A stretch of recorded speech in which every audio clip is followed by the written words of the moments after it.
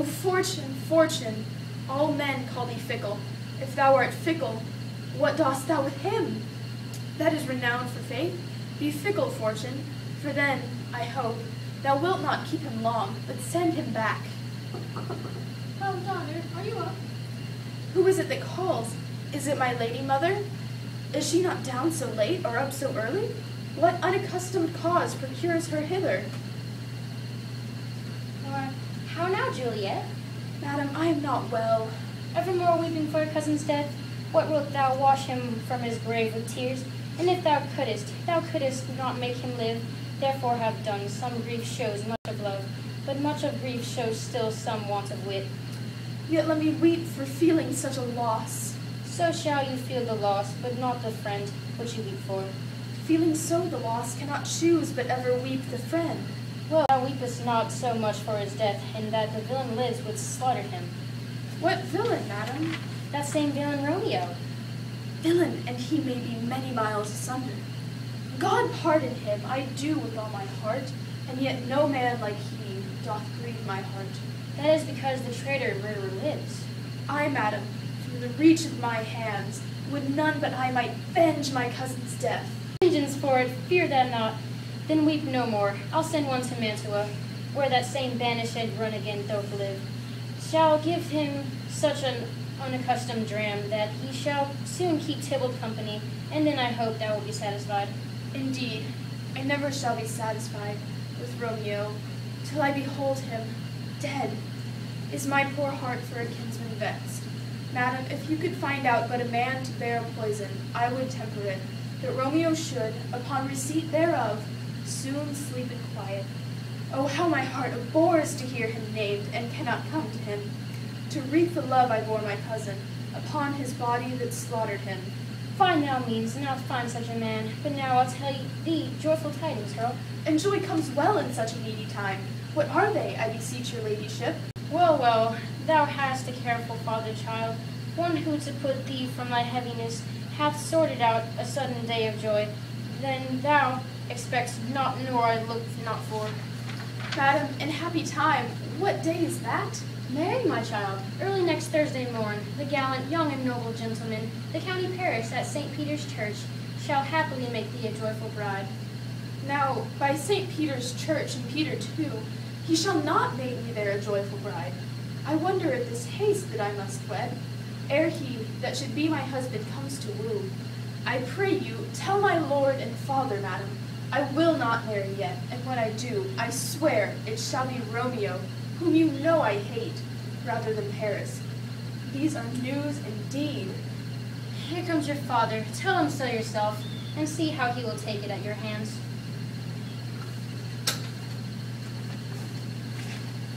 When the sun sets, the air doth drizzle dew, but for the sunset of my brother's son, it rains downright. How now, a conduit, girl? What, still in tears?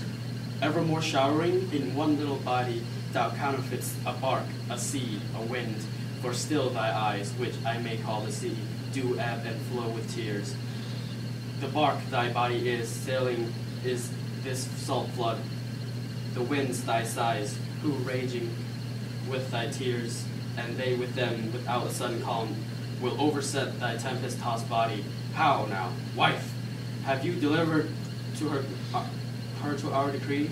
Aye, sir, but she will none. She gives you thanks. I would the fool were married to her grave. Soft, take me with you, wife. How? Will she none? Does she not give us thanks? Is she not proud? Does she not count her blessed, unworthy as she is, that she will have wrought so worthy a gentleman to be her bridegroom? Not proud you have, but thankful that you have. Proud can I never be of what I hate, but thankful even for hate that is meant love. How now, chop logic, what is this? Proud, I thank you not, and yet not proud. Mistress minion, you thank me for nothing. Thank me no thankings, nor proud me no prouds, but fettle your fine joints against Thursday next to go with Paris to St. Peter's Church, or I will drag thee on a hurdle thither. Out, you green sickness carrion, out, you baggage, you tallow face. Fie, what are you, mad? Good father, I beseech you, on my knees, hear me with patience, but to speak a word. Hang thee, young baggage, disobedient wretch! I tell what thee, give thee to church, O Thursday, or never look at me in the face. Speak not, reply not, or answer me not. My fingers itch, wife, we scarce thought us blessed that God had lent us but this only child, but now I see this one is one too much, and that we have a curse in having her. Out on her building. God in heaven bless her. You are to blame, my lord, to bring her so. And why, my lady wisdom? Hold your tongue, good prudence. Smatter with your gossips go. I speak no treason. Oh, God ye godded. May not one speak? Peace, you mumbling fool. Utter your gravity or a gossip's bowl. For here we need it not. You are too hot. God's bread, it makes me mad. Day, night, hour, tide, time, work, play. Alone in company, still my care hath been to have her matched.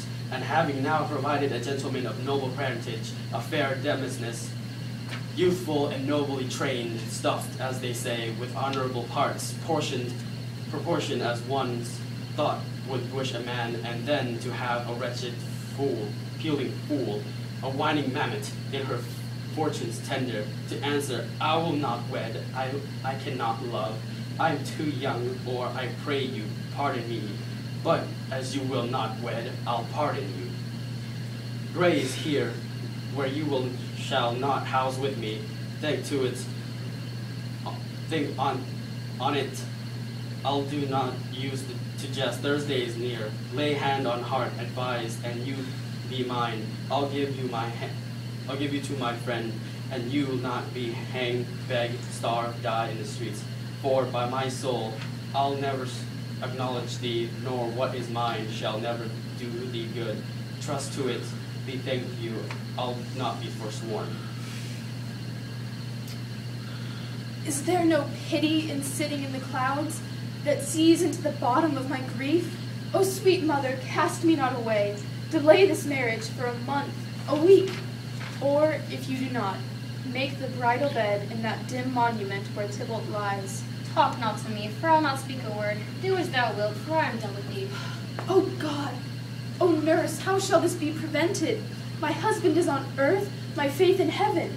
How shall that faith return again to earth, unless that husband send it me from heaven?